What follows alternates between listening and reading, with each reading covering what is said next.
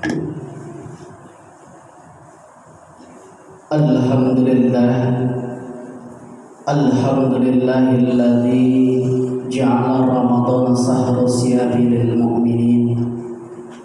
Asyhadu an la ilaha illallahul malikul haqqul mubin. Wa asyhadu anna Muhammadan abduhu wa rasuluhu shadiqul wa'dul amin. Allahumma salli wa sallim wa barik ala sayyidina Muhammadin wa ala alihi wa sahbihi rasulillahi ajma'in. Amma ba'du, fa ya ayyuhal muslimuna rahimakumullah, ittaqullaha haqqa tuqatih wa la tamutunna illa wa antum muslimun. Sadaqallahul azim. Segenap para pengurus Masjid Al-Amin, para tokoh agama, tokoh masyarakat, bapak-bapak, saudara-saudaraku, hadirin shaimin yang kesemuanya mudah-mudahan disayangi Allah Subhanahu wa taala. Pada kesempatan Jumat kali ini saya angkat sebuah judul khutbah, Al-Quran dan motivasi meraih kebahagiaan. Hadirin sidang jamaah Jumat yang dirahmatin Allah Subhanahu wa taala. Di dalam Al-Qur'anul Karim ada satu ayat yang sekaligus menjadi doa yang cukup familiar di tengah kita semua. Doa itu adalah Rabbana atina fid dunya hasanah wa fil akhirati hasanah wa qina adzabannar. Ya Allah, berikanlah kami kebahagiaan dunia dan kebahagiaan akhirat, dan jauhkanlah kami dari azab siksa api neraka. Doa ini oleh banyak ulama difahami sebagai doa sapu jagat, doa yang diyakini bisa mewakili doa-doa yang ada di dunia ini dan kemudian dibuktikan dengan menutup doa-doa yang lain. Dari doa ini, believe or not, percaya atau tidak, sadar atau tidak, memahami maknanya dengan baik atau tidak, ternyata kita memiliki tujuan hidup yang sama, yaitu sa'adatun nas fid dharain. Ingin bahagia di dua kampung sekaligus, kampung dunia dan kampung akhirat, tanpa mengalahkan salah satu di antara yang lainnya. Bicara kebahagiaan di dalam narasi-narasi psikologi happiness atau psikologi kebahagiaan, setidaknya ada dua yang berkembang dan dipakai secara nyata oleh kita umat manusia. Pertama, kebahagiaan itu berbasis will, keinginan, dan yang kedua adalah orang disebut bahagia ketika berbasis need, bisa memenuhi kebutuhannya. Pendeknya, kebahagiaan itu adalah keinginan atau kebutuhan yang terpenuhi.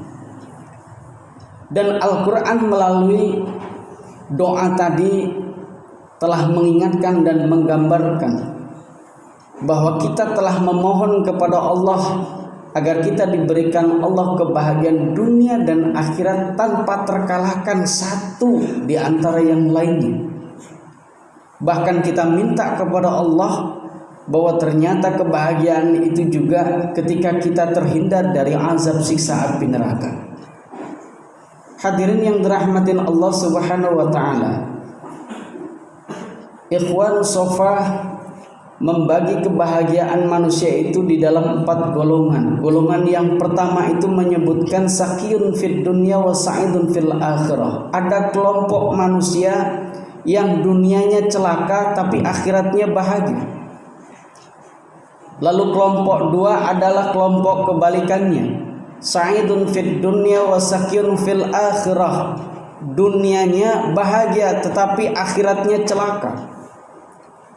Di kelompok yang ketiga, kelompok yang memilukan, dan mudah-mudahan ini jauh dari kita. Sakyun fid dunya wa sakyun fil akhirah. Di dunianya celaka dan kemudian di akhiratnya juga celaka. Harapan terindah ada pada kelompok yang keempat, dan mudah-mudahan ini adalah kita semua. Sa'idun fid dunya wa sa'idun fil akhirah. Bahagia di dunia dan bahagia di akhirat. Terkait dengan kebahagiaan, bagaimana cara kita agar memenuhinya? Tentu secara praktek kita punya cara-cara yang berbeda untuk memenuhinya karena keunikan manusia itu.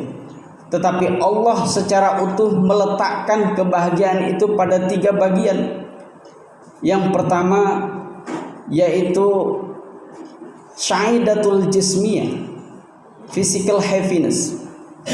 Kebahagiaan jasmani yang ditakar dengan basis kebutuhan jasmani itu sendiri.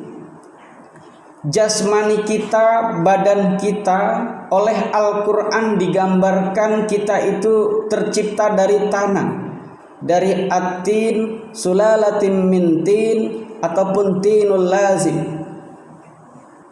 Tanah itu bersifat materi, maka ketika kita memelihara organ tubuh kita, badan kita, dibutuhkan hal-hal yang bersifat materi, yang kemudian kita kenal bahwa ukuran kebahagiaan jasmani ini diukur dengan perolehan sandang, pangan, papan, dan pasangan yang menawan. 4 inilah ukuran kebahagiaan jasmani kita yang ternyata secara praktek ini sangat dominan dikejar oleh umat manusia. Sandang, semakin bagus pakaian kita, semakin mahal harganya, maka bahagia. Semakin enak makanan yang kita nikmati, tidak kemudian berlawanan dengan penyakit yang kita punya, mahal lagi harganya, nikmat sekali. Begitu juga minuman enak lezat, pasangan yang sehat dan kemudian menawan buat kita, itu adalah simbol kebahagiaan dari sa'idatul jismiyah, kebahagiaan jasmani. Pertanyaan kemudian adalah, apakah ketika kita memiliki sandang, pangan, papan, dan pasangan yang Allah anugerahkan kepada kita, maka kebahagiaan yang sesungguhnya itu kita dapatkan? Tunggu dulu, karena ada kebahagiaan yang kedua yang sesungguhnya Allah titipkan, yaitu sa'idatul qalbiyah atau emotional happiness. Sa'idatul qalbiyah ini adalah kebahagiaan yang dimiliki oleh ranah hati, di mana kebutuhan kita tentang kasih sayang, kepedulian, saling menghargai, menghormati menjadi sangat penting sekali. Bahkan Allah Subhanahu wa taala di dalam Al-Qur'an memberikan penjelasan kepada kita, duribat alaihimuz zillatu ainama suqifu illa bihablin minallah wa hablin minan nas. Di mana saja mereka akan ditimpa keresahan, kehinaan, di mana saja, kecuali kalau dia menjalin hubungan baik kepada Allah dan menjalin hubungan baik kepada manusia. Kebahagiaan emosional ini, kebahagiaan hati ini diukur dengan salah satu ukuran yang Rasulullah SAW katakan dalam hadis yang cukup muktabar, dalam hadis yang cukup populer, khairun nas anfa'ahum linnas. Sebaik-baik manusia adalah orang yang bermanfaat di antara manusia yang lain. Jadi ketika kita memberikan manfaat, dibutuhkan orang-orang memiliki jiwa sosial yang tinggi. Tanpa memiliki jiwa sosial yang tinggi, tentu menjadi pengurus masjid amatlah berat, kecuali ketika menjadi pengurus masjid di beberapa negara belahan Timur Tengah yang ditanggung kehidupannya oleh negara. Menjadi ketua RT, ketua RW tentulah amat berat, karena gajinya juga pun tidak seberapa. Konon demikian beberapa testimoni daripada RT RW. Apa yang membuat mereka tampil menjadi aktivis sosial, berjuang memberikan manfaat kepada warga dan jamaah? Itu adalah karena dorongan kesadaran bahwa kebahagiaan sosial, kebahagiaan hati itu tidak tergantikan dengan yang lain, termasuk tidak ada toko yang bisa menjual bagaimana kebahagiaan hati kita punya, lalu kemudian harum begitu saja tanpa ikhtiar kita membangun manfaat dan kemaslahatan di tengah banyak orang.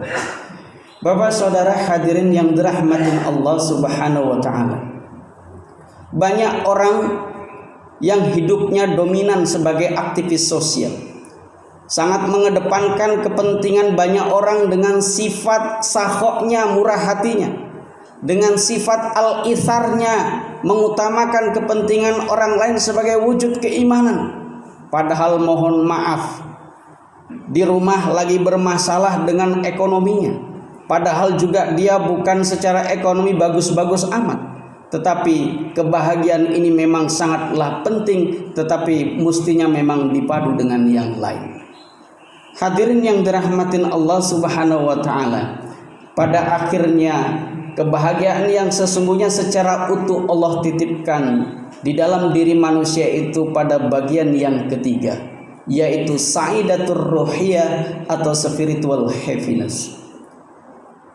Kebahagiaan rohani adalah kebahagiaan yang diwujudkan berbasis pada kebutuhan rohani kita atau ruh kita. Ketika Allah mengatakan wa nafaqtu mir ruhi, ruh itu ditiupkan ke dalam diri kita, lalu kemudian kita menjadi khalqon akhar, makhluk yang unik, yang spesial. Berjutaan manusia di muka bumi ini, bahkan kita tidak ada duanya. Kita adalah mukhtar, orang pilihan, unik dengan karakternya, unik dengan ciptaannya. Tetapi ketika serta-merta ruh itu nangsang atau hidup di dalam kehidupan kita, ada sifat-sifat dan kebutuhan ruh yang harus terpenuhi. Emanasi Al-Farabi mengatakan bahwa ruh kita adalah percikan daripada Tuhan. Percikan daripada Tuhan yang bersifat magnetik. Bawaannya mau dekat saja, kalau dekat, kalau tidak dekat gelisah. Sifatnya rindu, lembut, 100% ngajak kebaikan, 100% energinya positif, 100% ngajak ke surga, semuanya positif. Dan kalau kita jauh dari Allah, maka orang psikologi mengatakan bahwa inilah yang disebut teralienasi. Hidup terasing di tengah kerumunan orang banyak. Kita padat penduduk, dihimpit oleh banyak orang sampai kita tidak kenal satu persatu, kendati pun kita hidup puluhan tahun di lingkungan yang sama. Tetapi masyarakat yang teralienasi ditandai dengan masyarakat yang jauh dari Allah. Toh dia pun kemudian terasing di tengah kehidupan banyak orang. Kesulitan serasa digotong seorang diri, dipikul seorang diri, begitu beratnya. Tidak punya uang semakin berat karena tidak kenal dengan yang lain. Dan punya masalah teramatlah lebih sengsara karena kita tidak berinteraksi dengan yang lain, kita terasing. Dan terasing itu karena memang dia jauh dari Allah, karena ruh itu kebutuhannya adalah wa ma khalaqtul jinna wal insa illa liya'budun. Dan tidak kuciptakan jin dan manusia kecuali untuk beribadah kepadaku.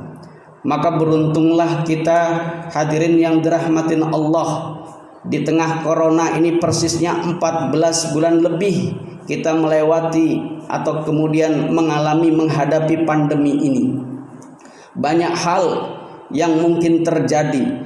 Nyawa banyak melayang, harga kesehatan semakin mahal. dan seterusnya dan seterusnya. Dampak corona ini pun juga luar biasa, tetapi faktanya Bapak dan Saudara masih bisa menunaikan ibadah puasa dan mudah-mudahan juga sempurna di tahun ini. Kita bisa taraweh ala prokes, kita bisa tadarus, kita bisa bersedekah. Insya Allah kita juga bisa mengeluarkan zakat fitrah maupun zakat malnya. Itu adalah ibadah, menjadi kebutuhan ruh kita yang semakin kita lakukan. Insya Allah An-Nahl 97, janji Allah menjelma menjadi nyata. Apa kata Allah? Man amila salihan min dzakarin aw untha wa huwa mu'min falanuhyiyannahu hayatan thayyibah ila akhir ayat. Siapa saja yang beribadah, beramal soleh, laki-laki ataupun perempuan, sepanjang didasarkan iman kepada Allah, yakin betul, percaya betul kepada Allah, maka kami berjanji, kata Allah, kami akan memberikan kehidupan yang terbaik. Mudah-mudahan doa sapu jagat yang selama ini kita lantunkan sebagai permohonan kita untuk kepingin bahagia di dua kampung sekaligus, kampung dunia dan akhirat, kiranya akan menjadi nyata. Secara fisik mudah-mudahan kita berkecukupan dengan materi, sandang pangan papan dan pasangan yang kita punya, yang Allah anugerahkan bisa mendatangkan kebahagiaan tersendiri. Dan secara sosial mudah-mudahan kita bisa terus bergandengan tangan memberikan kontribusi, saling ta'awun, saling fastabiqul khairat, memberikan manfaat dan maslahat. Dan terakhir, mari kita sempurnakan kebahagiaan yang kita peroleh dengan terus istiqomah beribadah kepada Allah walaupun dengan penuh kepayahan. Mudah-mudahan itu akan menghantarkan quality of life, kualitas hidup yang lebih baik, yang lebih kita harapkan dan yang lebih mendatangkan kenikmatan. Barakallahu wa lakum fil Qur'anil Karim wa qur rabbighfir warham wa anta khairur rahimin.